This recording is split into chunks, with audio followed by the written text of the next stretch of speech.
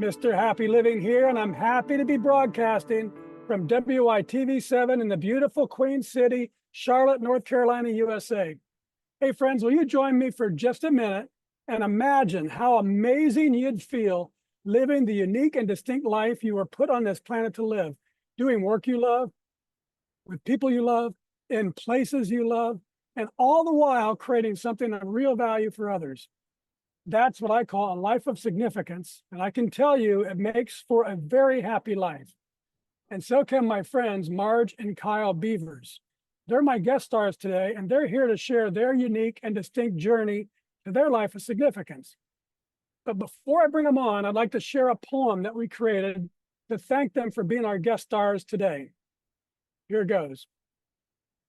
In Rockford's heart, they leave their mark, reviving history, igniting a spark. With passion and purpose, they take the lead, Marge and Kyle, planting hope's seed.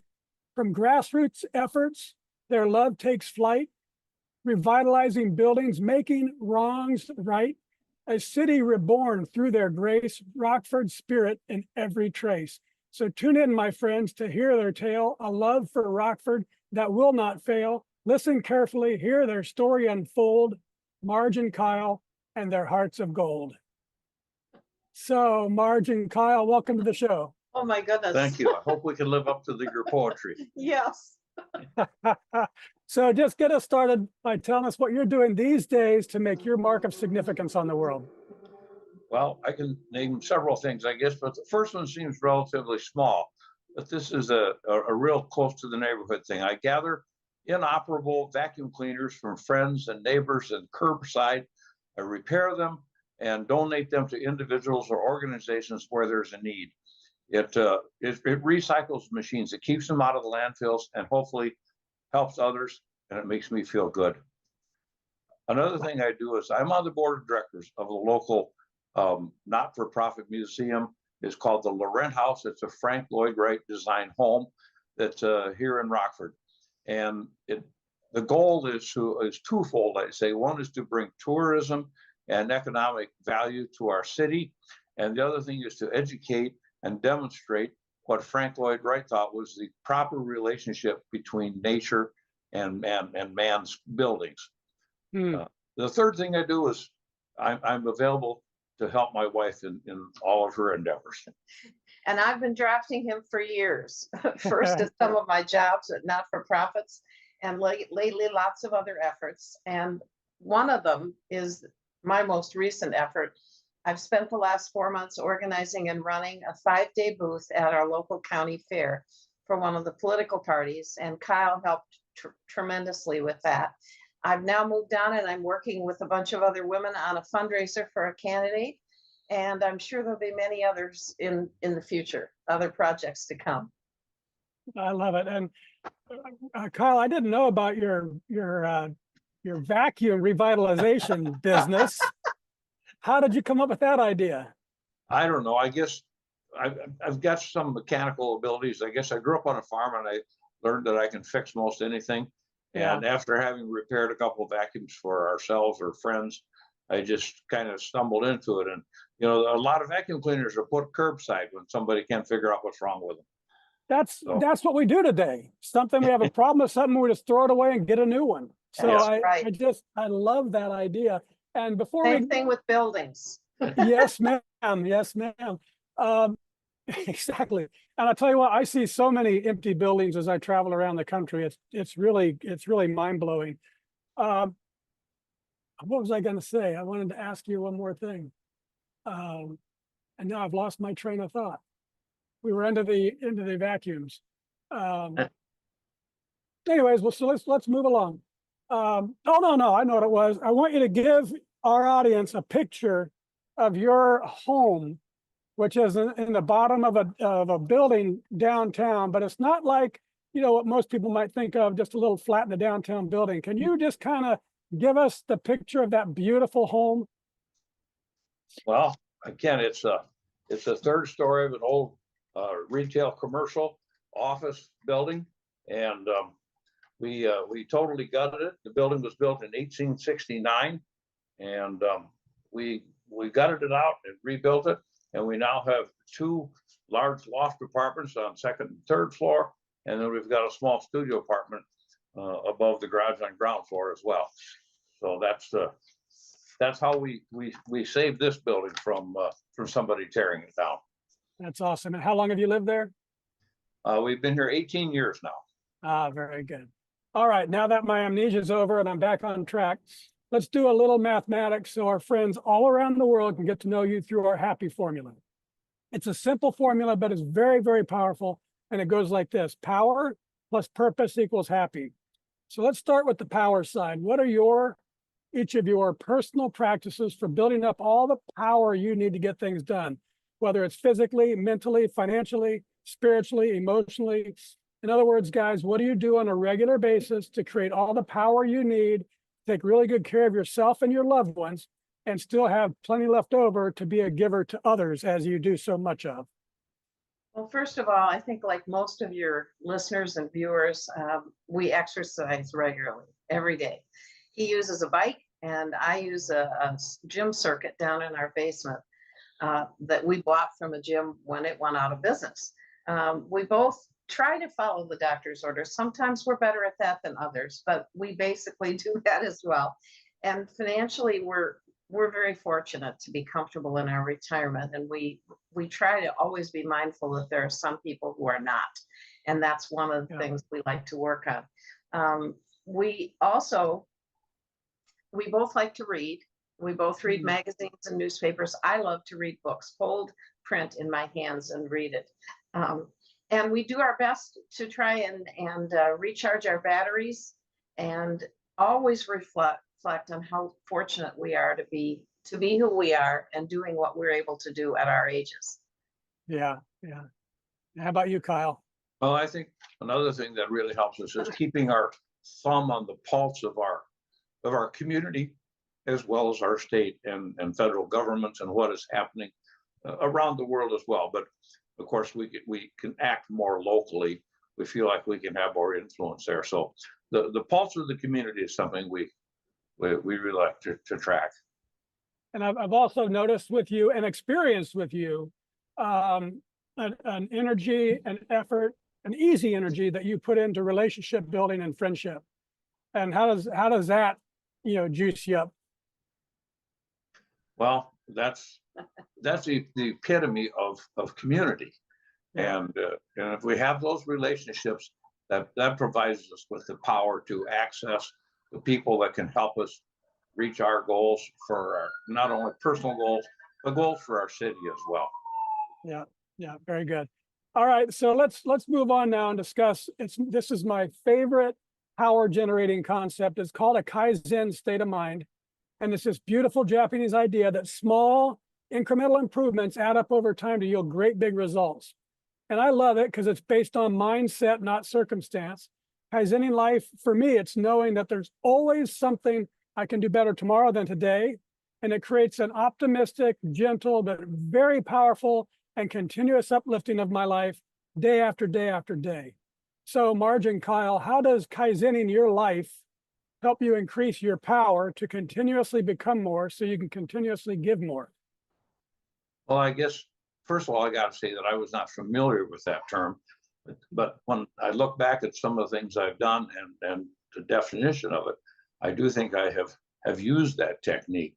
I applied it on the Laurent House. Like I said, I volunteer there 2 or 3 times a week. That process has brought about the growth of the museum, our guest center and gift shop, and we now are attracting several thousand people a year to a museum that didn't exist 10 years ago. And so by those small increments, we have built a wonderful thing for our city. The vacuum cleaners, I don't know if there's any big picture thing there at all. That's just one at a time for the people that need them. Yeah, but Kaizen, in the case of the vacuum business, it became popular in American culture, that term, when the Japanese car industry started competing with and then overrunning Detroit and the American car industry back in the 70s, 80s, I guess it was. And it was, so in engineering and in repairing things, once you've done one vacuum, you see the next one and you've learned some things to look for. Oh, And every definitely. time you touch it and take them apart, it just you keep getting better and better at your vacuum repair diagnoses every time you see more vacuums. The doctor does the same thing. Community organizing, I'm sure, is the same way, Marge. It's like once you've learned one technique that works, you can build on it. And you learn something that doesn't work, you can, take that out of your repertoire and put it somewhere else. So you essentially Exactly keep right. getting better and better. So Marge, talk about it from your point of view. Hi, Zen. Well, I think that's exactly true. Some of the techniques I used at the fair, for example, or at a lot of the special events, and I did some really strange things from air shows and car shows and the Mayor's Hunger Lunch and at the various places I worked. They still apply, and those volunteer procedures and policies and treatment of volunteers still apply, whatever you're doing, whether you're working at a fair or you're working on an event, you're working with the board of directors, it doesn't make any difference. Yeah, very good. All right, let's explore purpose. That's our second element of the happy formula. And I've observed that those really great, big, major life transformations or discovery of purpose, sadly, often come from devastation. Addiction, abuse, disease, death, disaster, something awful strips a life to its core, resulting in a big and often unexpected change.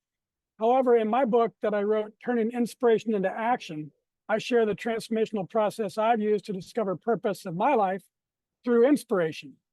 So how about you guys? Was there a specific moment or event or crisis or inspiration that revealed to you the purpose you were meant to live? I'm going to take this answer because this is one that absolutely stumped Kyle. He said, "Gee, I'm not sure I know how to identify that." But mine was very clear to me. I was in my early 30s and I woke up one night absolutely bathed in sweat. I had had a nightmare and I could not go back to sleep. And I kept reviewing that dream, which was me looking at my own tombstone, which read, "Here lies Marge, mother, wife, and could she set a 3-note trump bid," which is a reference to bridge, the card game of bridge. And I thought about that all night long and realized two of those things. The first two are very valuable and very important. Yes. But the third one doesn't really matter that much. It was just kind of funny. But it wasn't enough for me. I wanted to do something else to serve the community. And I felt that I wasn't doing that. And that was what my nightmare shared with me. So over the next 5 years, after that sleepless night, I made a lot of changes in my life. And I have to say, I think they worked out for the best. Well, that's awesome. What age was that? Probably 31, 32, something like that. And so share with our audience. A lot of people experience. Matter of fact, that's what my book is about: turning inspiration into action. A lot of people get inspired or get a message sent from wherever it came from, that message to you in that dream, and they don't take action. So talk about the days and weeks and months after that, and how you changed how you were living and how you saw your life. Well, I think the biggest thing I did was I stepped out into the community to work on a political campaign. And that's something I've done a lot of in my lifetime. But this was really the first big one. And I got drafted into a big job. And it was so much fun. I loved working with the volunteers. And that led me to meet new people and have new experiences and think about other options for making a difference in the community. And I'm sad to say that ultimately it meant the end of the relationship that I was in, but my current one of 33, almost 33 years is very rewarding. So I think that it was the right move for me, and I've still managed to retain the title of mother and wife while adding other things. Yeah, and you touched on something really important, because when you make big changes in your life, whether you're forced into them or whether you weren't forced into it, but you were kind of shocked into it in a way, mentally. When you do those changes, oftentimes you leave parts of your current life behind. In this case, maybe your first husband, but which is hard to do, which is why I don't think most people do it on their own. When you're forced into it, say, okay, what can I do? But so Talk about that just a little bit, about the struggle of going through the change, but understanding somehow that it's what you were supposed to do. Well, I don't really know how to explain it, except that I knew that I needed to make a change. And certainly I approached my husband at the time with what I wanted to do and the fact that I wanted to be more present in the community, go back to work instead of staying home all the time. And that didn't meet his needs. So Yeah. sometimes you come to the point where, if you address the thing directly, I think it's better. It certainly is faster. Yeah, that's right. Rip the Band-Aid off. And Kyle, I don't want to let you off the hook on this one, just because your wife did so great. So talk about it, and maybe yours is maybe more like mine. It wasn't devastation, but it was inspiration. And so how did you deal with different big changes in your life? I guess I don't feel like I've been through it, the Big Bang Theory in my life, or destruction of any kind. My parents were both people who were very involved in their community. And so I grew up witnessing that, and of course, being involved alongside them from time to time. And after I got out of college and started working, it just seemed like, to me, it seemed like the natural thing to do. It was part of being an adult, was contributing to your community in some way. So I guess I'm still waiting for that destruction. It hasn't come, but I was born into this. Let's hope it doesn't. It didn't for me either. That's why I wrote the book, actually. But it's kind of like, I think you, like me, just happily went from one thing to another thing and just said, okay, now I have this, I can accomplish that. And you just kept doing things. Right. And I'm sure, like me, I'm sure many of the things that you wanted to do didn't work out exactly how you wanted. And you talked to me when we were together, you talked to me about a real struggle in business, I think, right? That led to a new change. Did I remember that right? Yeah, maybe I had it. There was a financial downturn, and my company was small enough I could see that I was not going to survive that if I didn't pour a lot of new capital in and really change the way I did business. By that time, I was at the age that I wasn't willing to put myself in that kind of debt, because I needed time to capitalize it. So I did make a change. I closed the business and went to work for somebody after having my own businesses for I don't know, over 20 years, I guess. Now, that was a pretty significant change, but it worked out very well. And see, that's what I think that is a secret to avoiding the devastation of life, is paying attention to what's going on in your life and making adjustments. Because if you don't make those adjustments, then you end up, if you didn't have the foresight in that case, you would have been pushed into a situation instead of proactively making your choices. I think that's probably correct. Although it was, the initial push was a push by the economic situation, but then I did make decisions as a result of that. Yes. Yeah. All right. Very good, Marge and Kyle. Thank you for that. Now let's take a quick commercial break so our sponsor can spread a little love with our audience.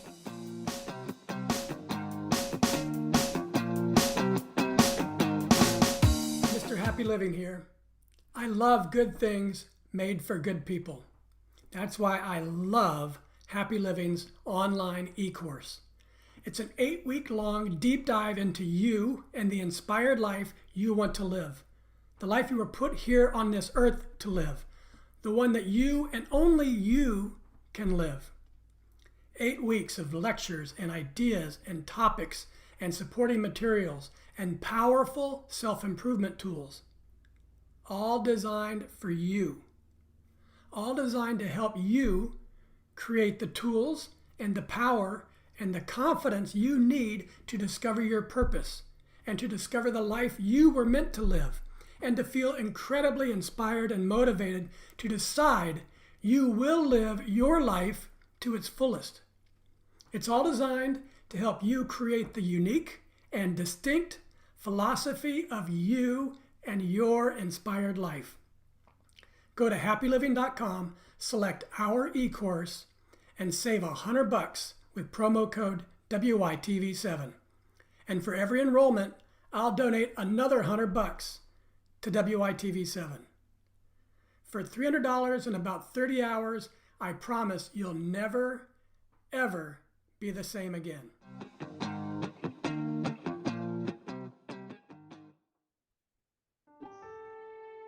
And we're back, and this is the Something Significant Show, and I'm your host, Matt Gersper. And my special guest stars today are Marge and Kyle Bevers. They stay very busy in their beloved community of Rockford, Illinois, particularly in grassroots community organizing, local politics, and saving and revitalizing historical buildings like the Embassy Suites Hotel and Conference Center that was originally built more than 100 years ago by the textile industry titan, William H. Ziock. Oh, Marge and Kyle, I absolutely love the impact that you've made on downtown Rockford with the Ziock building revitalization. And I think you're going to love this article that I found called The Science Behind the Power of Giving.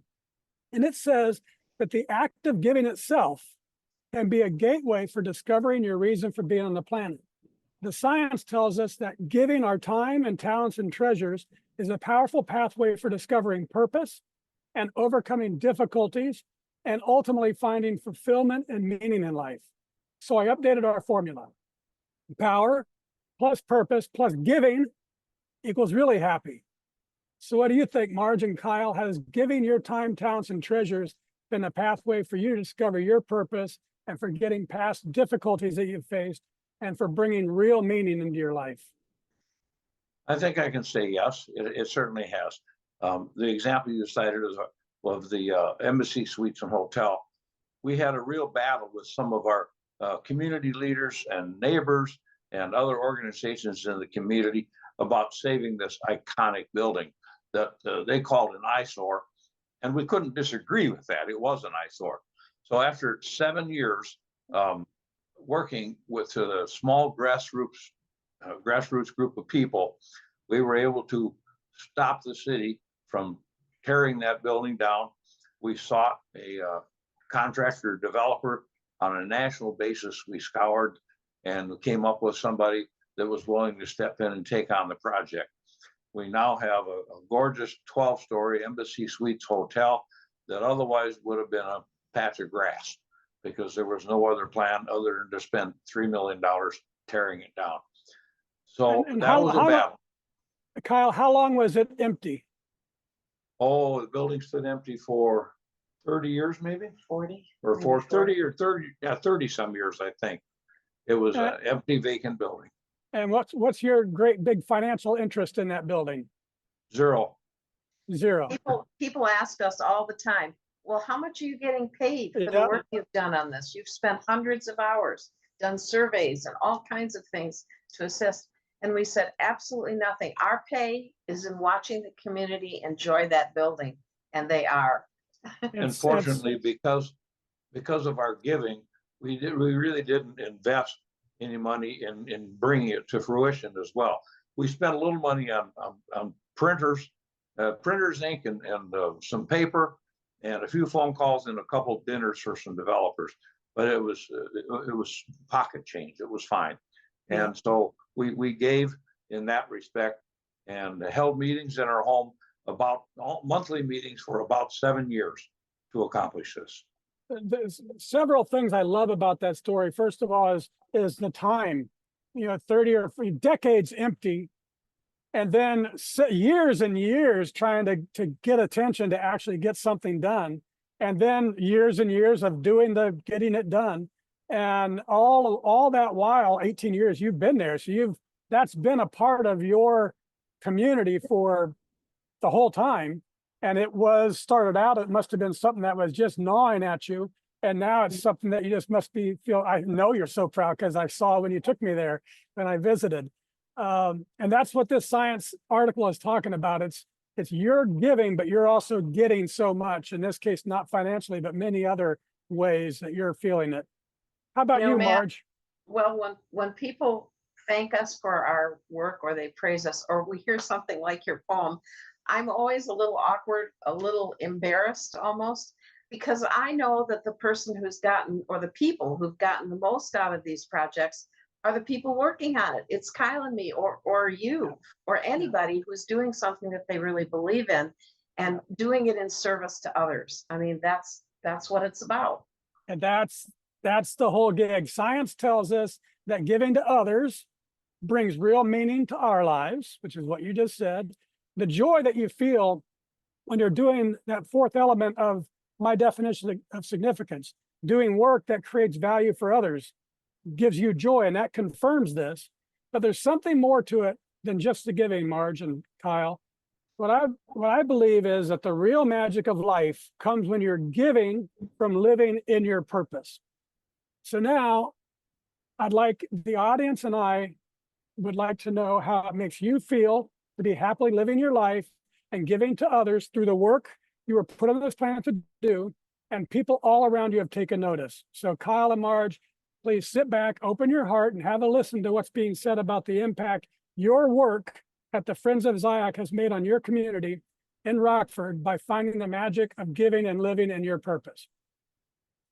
The president and CEO of the Rockford Area Visitors and Convention Bureau, John Gross, said, in addition to opening Rockford to new tourism markets and customers for meetings and conferences, leisure customers and corporate travelers, I believe that redevelopment of this business will signal to the community that big dreams can be realized, that change is possible, and that collaboration yields incredible returns on investment.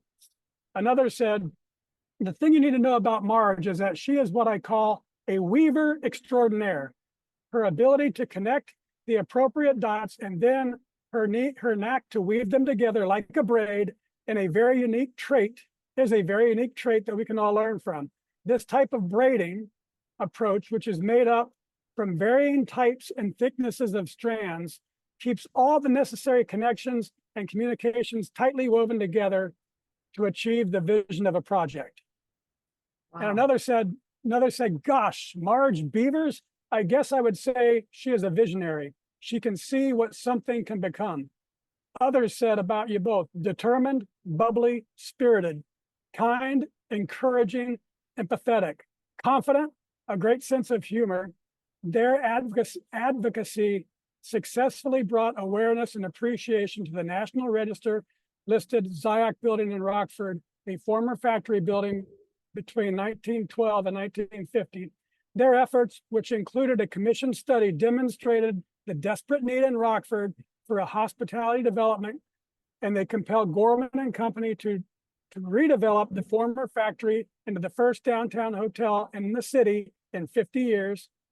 Landmark Illinois has recognized you for showing how a few strong advocates can help revitalize an aging, neglected building that was once on its most endangered historic places in Illinois' list, and how working together, a small group of determined people can accomplish great things for their community.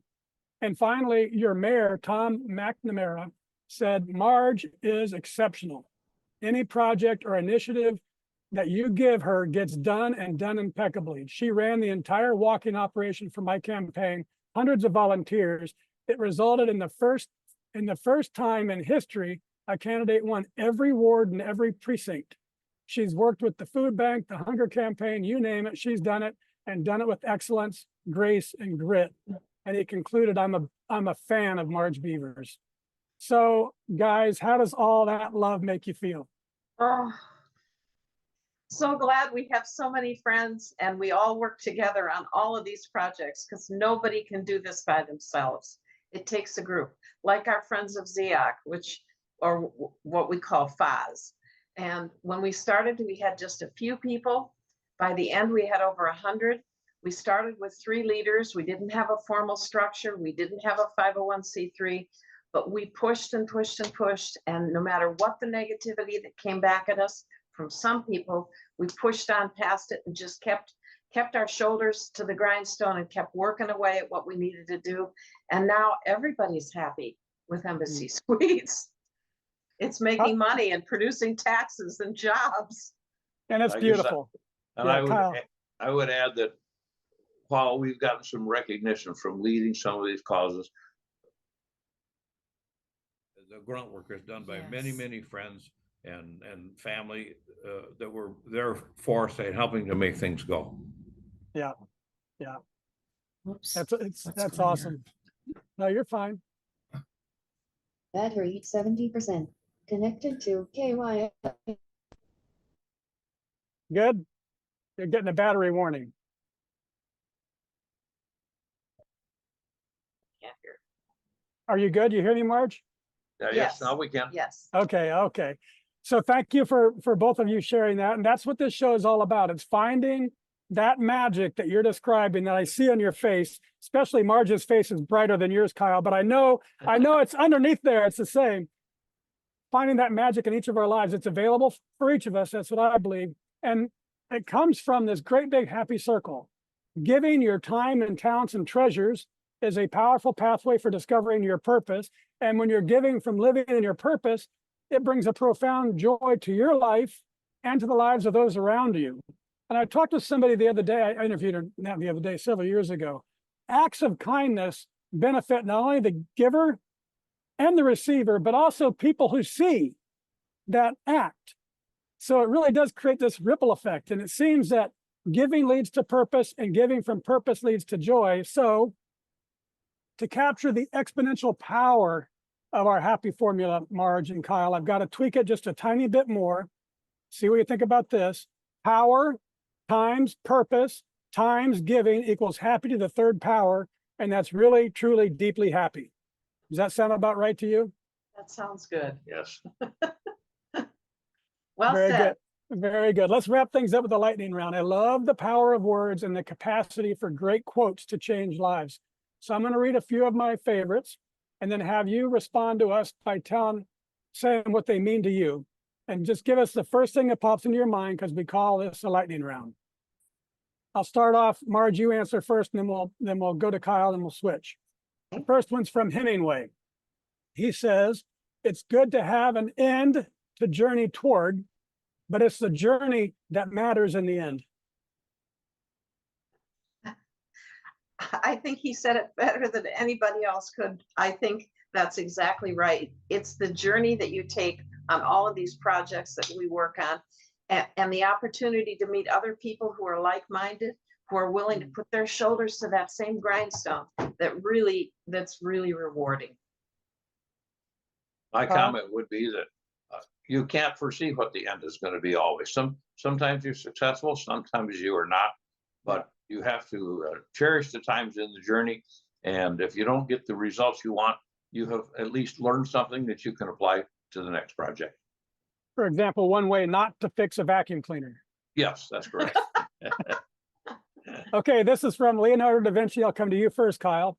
He said, while I thought I was learning how to live, I have been learning how to die. Well, I guess everything is a progression toward that. You have to reconcile within yourself that time is going to come for everybody. Mm-hmm. Not to dwell on it, but to live your life knowing that that's going to come to an end and enjoy what you have while you're living. Yeah, very good. Marge? I think that's one of the things that should drive us all as we're here on the planet, to make sure that we have a meaningful existence, not just rewarding to ourselves, but having significance to others. That's what really counts. Yeah. And football or sports, I would say leave it all on the field. Yeah. Right. This That is was a long, quoted by a politician just very recently. yeah. So this is a little long, so beware. It's from, didn't realize this, pretty long. Naomi Long Madgett. And she said this, I wouldn't coax the plant if I were you. Such watchful nurturing may do it harm. Let the soil rest from so much digging and wait until it's dry before you water it. The leaf is inclined to find its own direction. Give it a chance to seek the sunlight for itself. Much growth is stunted by too careful prodding, too eager tenderness. The things we love, we have to learn to leave alone. That makes me think about Friends of Ziock in our 7 years, with some of the really kind of nasty criticisms that came to us about being tree huggers and being totally irrational and not being sensible about our goal. We just had to keep telling people at the meetings, everybody, the leadership and most of the membership were in agreement. We have to just put our heads down and keep going because we know we've got a good idea. If it doesn't work, it doesn't work, but we have to try rather than let the building go. And I think that's what that says to me. I think I would react to that by saying in our work with friends and organizations and volunteers, we have found that there are some wonderful people out there that that don't need direction. They can do their talent. They can use their talent and do the things you need done, as long as you describe what that is, and let them blossom. Yeah, that's good. And just by the way, I don't think many tree huggers help revitalize 13-story skyscrapers in downtowns. Just as an observation. So this one's from Coretta Scott King, and we'll go to you first, Kyle. The greatness of a community is most accurately measured by the compassionate actions of its members. Oh, absolutely. A community is not a community without the members. I mean, it takes the people, and that's what it's all about. It's not the buildings, it's not the roads, it's not the river, it's the people that create community. And so that's absolutely what defines it. For me, that also brings back the Friends of Ziock. And after we got historic status on the building, we realized we couldn't let the city down and leave them with this awful hulk for 2 or 3 years when they were forbidden to do anything with it. We had to go look for developers. So we brought 6 of them to town. And our first meeting with the ones who eventually did the project, Gorman and Company, when they came to town, they sat with a bunch of us at lunch and said, we would never come back to Rockford. We would never come to Rockford for this project if there weren't a group like yours, a community group like yours, ready to stand ready with us, to advocate for this, to work on it, to be faithful to the end goal. And we will be faithful to what you want. And they were. That's great. That's really great. This is from Dr. Martin Luther King. He said, the only way to convert an enemy to a friend is through love. Marge, I'll start with you. Well, I'm thinking about some of the people in my economic development teams around the city when I was working at the airport on the foreign trade zone. And I would go to those meetings and insist on giving them an update on the Embassy Suites building. And they would roll their eyes, and they would sit back, and they would close their eyes, and they would be on their phones. And finally, they looked at us right before the building project actually began, when they could see that there was an ending to this that was going to work, and they became friends. And they all turned and supported, even the ones who had been very opposed to the project. So that's true. That's awesome. Kyle? I guess my response would be, first of all, you have to know your enemies, and you can't know them if you don't become close to them in some way. On the other hand, I'm not sure I can love all the people that have pushed back, but the fact that we have done some good things for the community, and the results of those things, I think, bring those people around. And we've had people push back and say, I was wrong, and then I was right, and then I was, and they come around eventually. Well, Kyle, also, Dr. King didn't say convert all enemies. Right. He said an enemy. And yeah, just a couple of them. All right, This is from Goff. This is our show anchor. And he said, whatever you can do or dream you can do, begin it. Boldness has genius, power, and magic in it. Begin it now. Marge? Well, if anything has inspired anybody out of this show, I hope they find that same opportunity in their own communities, and they pull together a group of people who can work on the project and solve it and make the community better for it. Yeah, I would agree that you're not going to get anything done if you don't begin. And procrastinating isn't going to help at all. Doesn't mean you don't have to take some time and think through the process, what your ultimate goal is, but then get started. Yeah, very good. All right, now, folks, it's your chance to be a giver too. If you can hear my voice and you are inspired by today's show with Marge and Kyle Bevers, please share a little love with our incredible broadcast team by giving what you can to WITV7. They're a 501c3 charity on a mission to educate, empower, and encourage. They do good works with your kindness. Marge and Kyle, I love the vision you have for what is possible from how things are today. And I admire your dedication, perseverance, and optimistic attitude that keeps you going even when the going gets tough. And I'm super happy that you've shared your kind-hearted, community-minded, make it happen spirit on our show today. Will you take a minute or two and share any parting remarks you'd like to leave with our audience? I think I've covered most of my closing. Yeah, I just hope that somebody will hear what we've said and what you have said and truly take it to heart and pay it forward and do something for your community. I hope we have done. Right after the French Revolution and the American Revolution, there was a Frenchman whose name escapes me right now. He came to America and he looked around, and when he went back home to France, they asked him what was the biggest surprise about America. And he said, Americans look around their town, their state, their country, and they identify a problem. And they immediately begin trying to figure out how to solve that and gather people around to do that. I think that's a great goal. That's a great goal. I remember talking to a European guy. It was after, sadly, after 9/11. And he said, you know what the difference is between the Americans and the Europeans?